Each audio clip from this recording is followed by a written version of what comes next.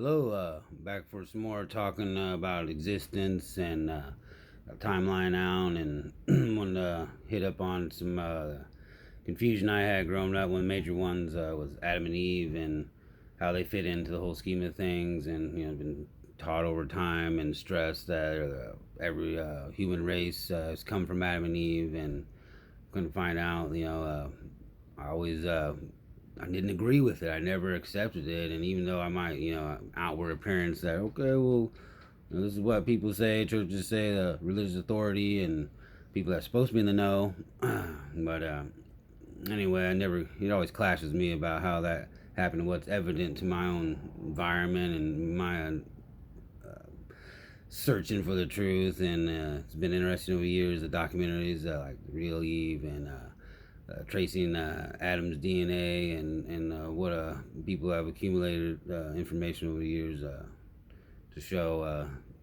fill in the holes. And I've got this book I've read, and it fills in the holes the most rational, logical level I've ever read and come across. The Rancher book, of course, and um, even after reading it, I've been reading the Bible, and coming into reading the Bible, it's interesting how even in Genesis, the first page, it talks about creating the worlds and the heavens and the earth and the lights and all that, and even gets down to the men. And it seems like there's two stories they're put together here, like two different authors, and one even says, uh, first chapter, verse 27. So God created man in His own image, in the image of God He created him, male and female He created them. It says that again, male and female. It actually doesn't get to where Eve's taken from Adam's rib until later in the second chapter, in like the 27th, 23rd verse there, maybe a little before. But it seems like there's two different stories, and I'm sure the experts have put some reasoning behind that of why it says almost like two different things there. But after you have some hindsight on things, other things kind of jump out at you more so when you've already watched the movie once, or you already watched it 100 times, so you kind of know, and you pick up on things that you might not have seen if you're really paying attention. But I'm only conjecturing here, and things may not be 100% hitting home in your mind or whatnot, but just presenting information, my ideas in a benevolent fashion, not trying to step on anyone's toes or beliefs on anything. But I think when we get fearful and we want to close our minds onto something that we're not sure of and that's new, then we can miss out on what's out there. And I think a lot of people are missing out on spirituality and just don't even have it in their lives at all, almost. And it's really evident that there is spiritualness. And most people can accept that, but they really don't live it, or they accept it as part of society as a secondary. And to me, it's become primary and all the time. And there's nothing else that matters. What else matters than being part of the love of God and reciprocating that into all His creation as best you can. And it's hard. It really is. And there's going to be people that get in the way, even, and it's like, oh, how do you deal with these people? Because with loving, you don't want to get angry and find the right approach, and that's definitely difficult, but it's challenging, and it's one other step in knowing those layers of love and knowing the intricacies of experience and other people, and knowing that don't want to look down on them. There's a piece of God in everyone, so there's some part that you should be able to relate to and reach.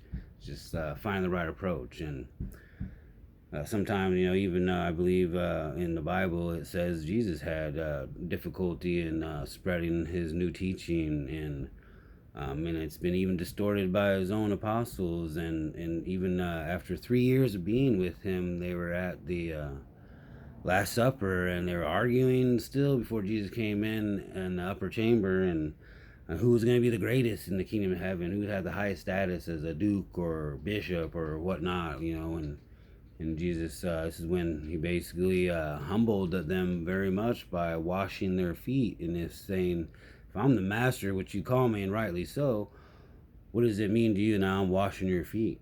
And so when you guys wouldn't even wash your own, each other's feet, and the master's washing your feet. So there's a big lesson in that.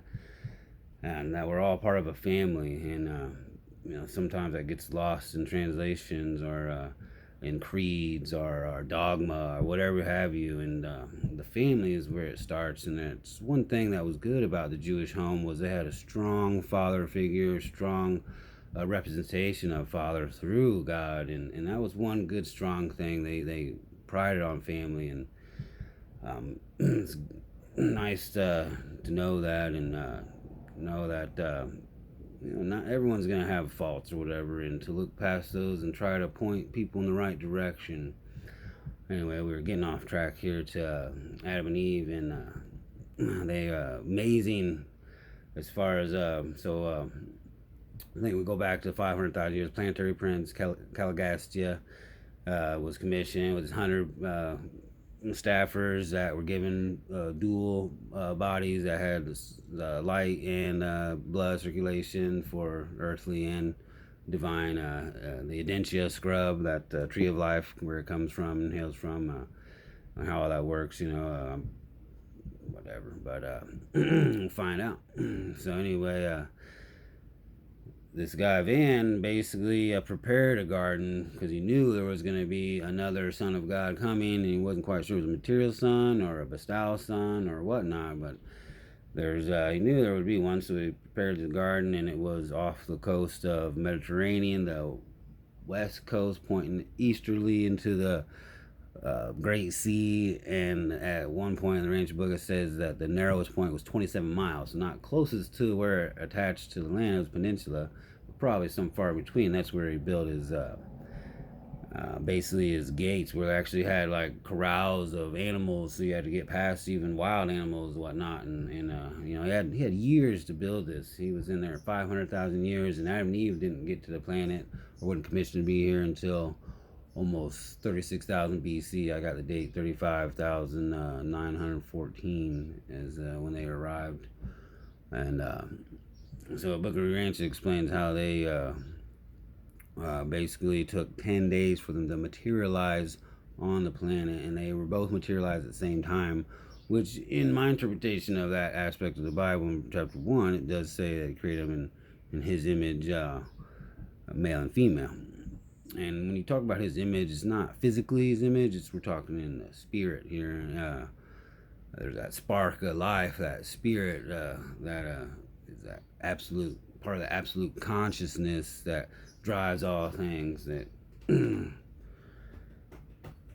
gets that yearning to want to know. And maybe not everyone has that, or maybe not to every exponential degree, but I would imagine in my experience, I've had it maybe more so than others. I've always just liked the universe and looking at the stars, and just thinking and pondering, and never claimed to be bored. Imagination, come on. But anyway, so these material sons, as they're called, and it says in the ancient book, when in Jerusalem, they actually left 100 offspring there, 50 daughters and 50 sons, and so their offspring probably commissioned for other planets. And the thing was, they were not just biological uplifters on this planet, but they were supposed to help with a teaching and more spiritual nature to humans, to open up and have them realize their own abilities, that they can look inside and gain insight by having a better understanding of God. And so they're 8 feet tall, violet, the origin of the halo. We talked about that, how they wore clothes and they glowed a little bit, consuming the tree of life, which is a light fruit, Light. And so they glowed a little bit, and at night you could see it, and it looked like they had a halo with clothes on. But anyway, and they did have some sons and daughters before the ones that explain the Bible according to the ancient book. And I'm not trying to, again, mess with anyone's beliefs or whatever, but you can read for yourself, come with your own ideas, or you can be adamant about, well, I'm just going to believe this. I'm not going to open my mind to anything, and that's fine. You might already be there with spirit in your heart and love, and that's the goal, is to get everyone. And that's the church right there. And the unity is in the spirit of the heart. And it's not necessarily uniformity.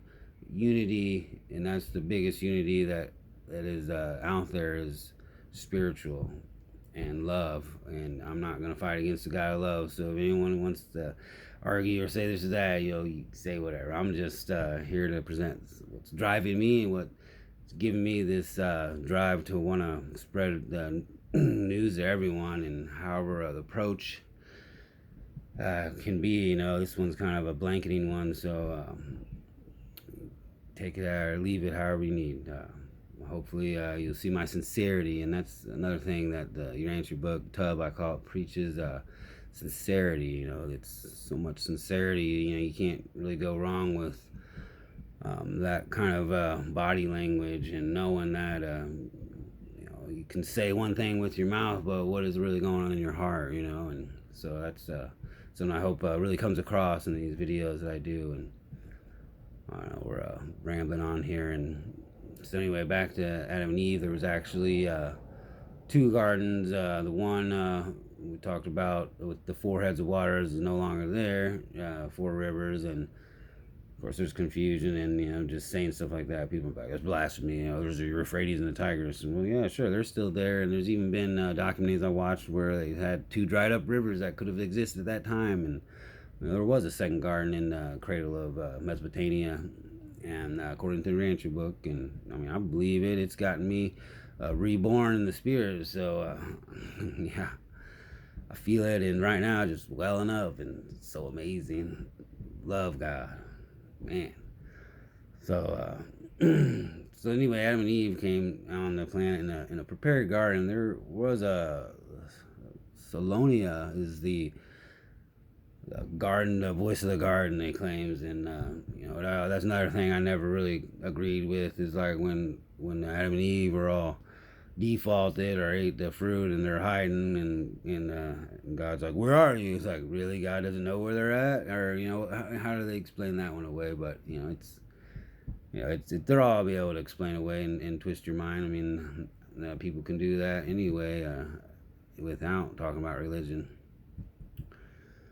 So anyway, read all about it. There's a nice chapter on it in the Rancher book, and the Bible has good insight, and I'm loving it too. It is a great book, but it's not the only book to gain information and to get there in your heart to know the Lord Jesus Christ, and not only recognizing Jesus as great personality for this universe, but recognizing the Heavenly Father, where he came from, and understanding the depths of all these personalities that have come together that now have ministered to us without even us knowing. And there's another discrepancy that I never agreed with, was the Sabbath being a sacred day to where you worked on it, you should be put to death in the old customs or Jewish law.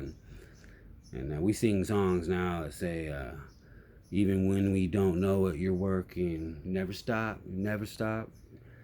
So, I don't think God ever rested. If he did rest, he was still working, because if he completely rests, then the universe, the evolutionary universe, would have collapsed, and the only thing that would exist is God.